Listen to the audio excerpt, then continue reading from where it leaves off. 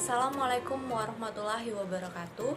Perkenalkan, nama saya Mevi Kirna. Saya berasal dari program Pendidikan Fisika Universitas Sriwijaya. Baiklah, di sini saya akan menjelaskan tentang materi elektromagnetik. Nah, sebelum itu, apakah kalian semua ada yang tahu apa itu induksi elektromagnetik? Oke, di sini saya langsung saja. Pada induksi elektromagnetik terjadi perubahan bentuk energi gerak menjadi energi listrik. Induksi elektromagnetik banyak sekali kita terapkan pada kehidupan sehari-hari. Contohnya dinamo atau motor listrik dan trafo yang semua itu menghasilkan arus listrik. Agar lebih jelas, saya akan menjelaskan pengertian tentang induksi elektromagnetik. Induksi elektromagnetik adalah peristiwa timbulnya arus listrik akibat adanya perubahan fluks magnetik.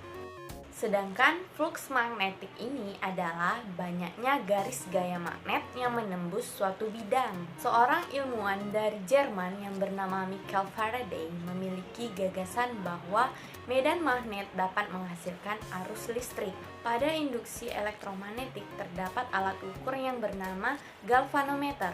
Galvanometer sendiri merupakan alat yang dapat digunakan untuk mengetahui ada atau tidaknya arus listrik yang mengalir. Gaya gerak listrik yang timbul akibat adanya perubahan jumlah garis-garis gaya magnet disebut GGL induksi.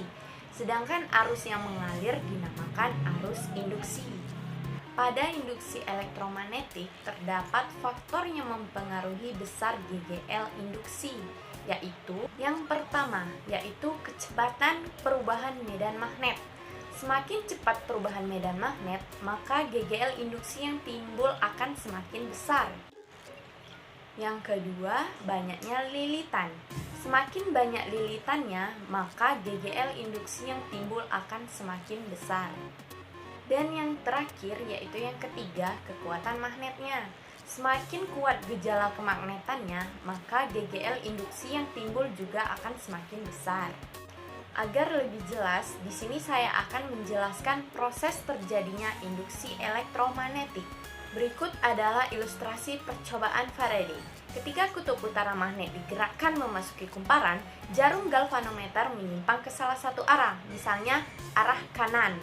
Jarum galvanometer segera kembali menunjuk ke nol atau tidak menyimpang ketika magnet tersebut didiamkan sejenak di dalam kumparan. Namun, ketika magnet batang dikeluarkan, maka jarum galvanometer akan menyimpang dengan arah berlawanan, misalnya ke arah kiri.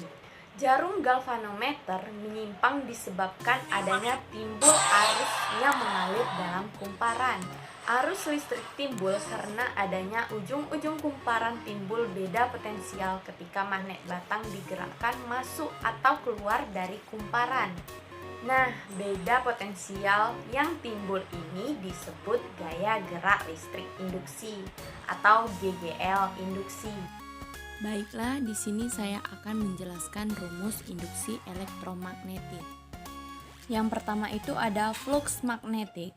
Flux magnetik diartikan sebagai perkalian antara medan magnet B dengan luas bidang A yang letaknya tegak lurus dengan induksi magnetnya.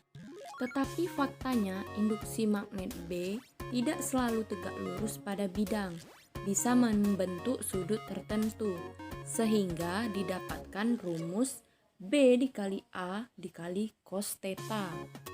Selanjutnya itu ada hukum Faraday yang berbunyi, bila jumlah fluks magnet yang memasuki suatu kumparan berubah, maka panjang ujung-ujung kumparan timbul gaya gerak atau GGL induksi.